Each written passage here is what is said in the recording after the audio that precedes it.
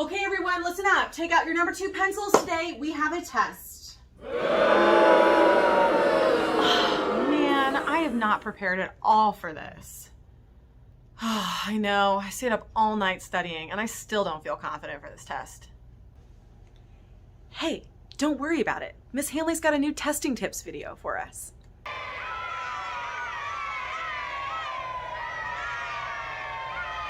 Today, I want to share with you some tips on how to take a test and pass, or at least feel more comfortable about taking the test.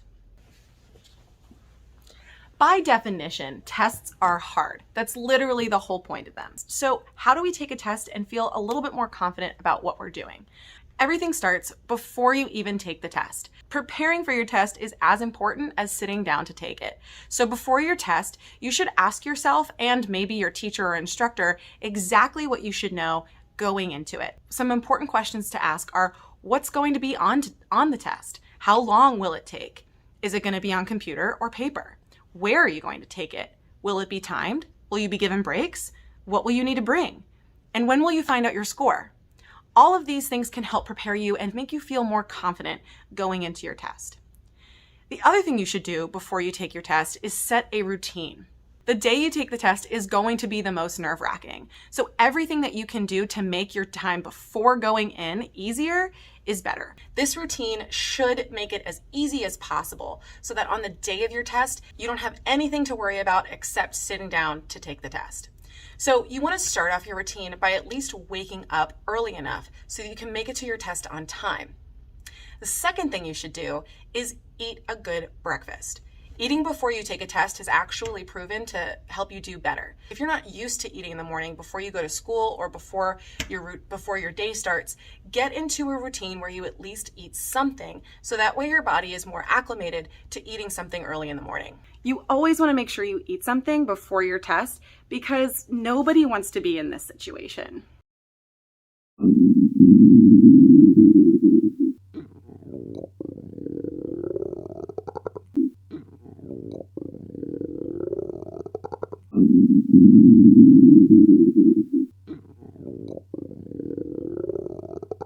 You also want to make sure that you're setting up a good sleep schedule in your routine.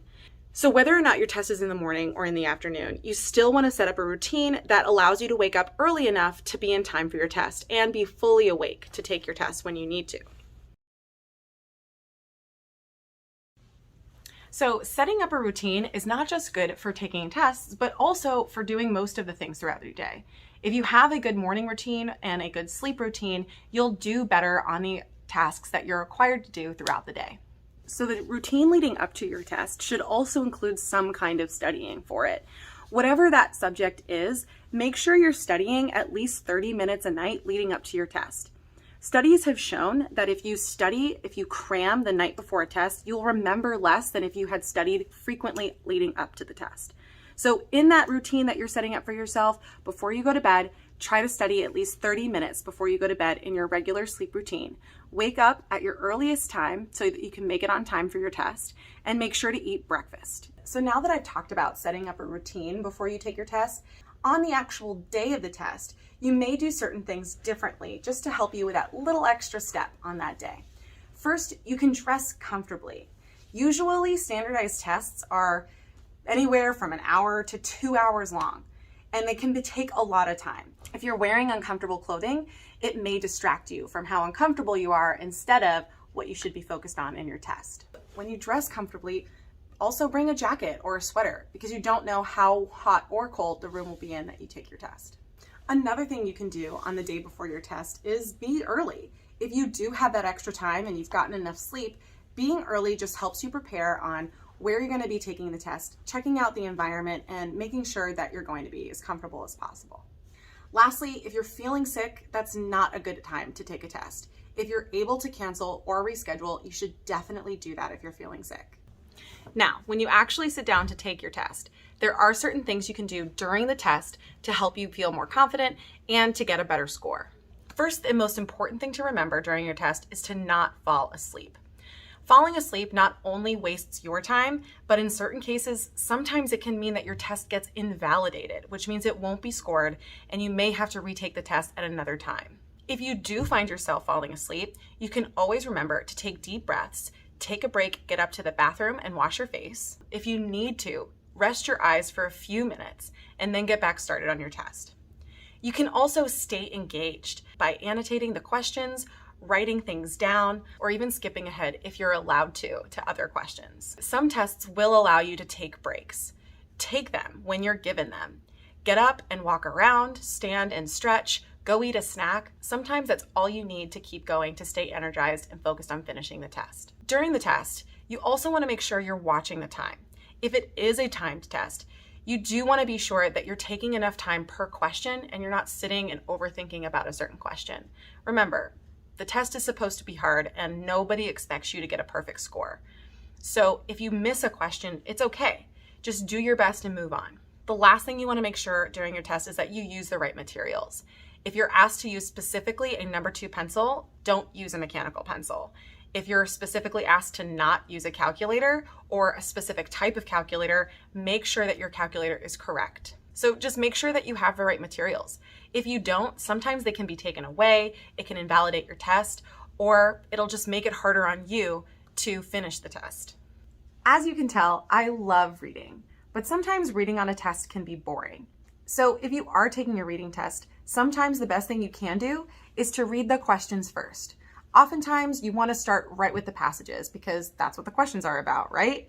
But oftentimes the questions may give you the answer without having to read the passage, or even a previous question will give you the answer to the question. So it is always important to go read the questions first, to find those questions that are easy to answer and that don't require as much reading. Miss Hanley, you're a reading teacher, right? Why would you tell kids not to read? Sometimes reading everything on the test takes up a lot of brain power. And you want to use that brain power to answer the questions and figure out what they're asking. While it may seem ironic that a reading teacher is telling you not to read as much, using your brain power to focus more on the questions instead of the passages is more beneficial to you and your test score. Don't forget, if you have accommodations, you might as well use them. You can get accommodations for extra time, using certain materials, or even having the questions read aloud to you. If you get those accommodations, why not use them so you can do better on your test and feel more confident? After your test is done, great, everything's good, right? Well, it doesn't hurt to go back and check the questions again. If you do have extra time, use it to go back through your questions or even reread certain passages if you want to. Extra time is there to help you, so you might as well use it if you get it. Also, after your test is done, it doesn't hurt to ask your proctor, administrator, teacher, or instructor exactly when you'll hear back about your scores. The whole point of a test is to find out how you did, right? So you want to know when you're getting those scores back so you can review, take a look at what you might have gotten wrong or how you could have done better, and then celebrate. Taking a test is hard, but at some point in your life, more than likely, you're going to have to take one. So you might as well make sure that you're as prepared as possible and feel confident when you take that test.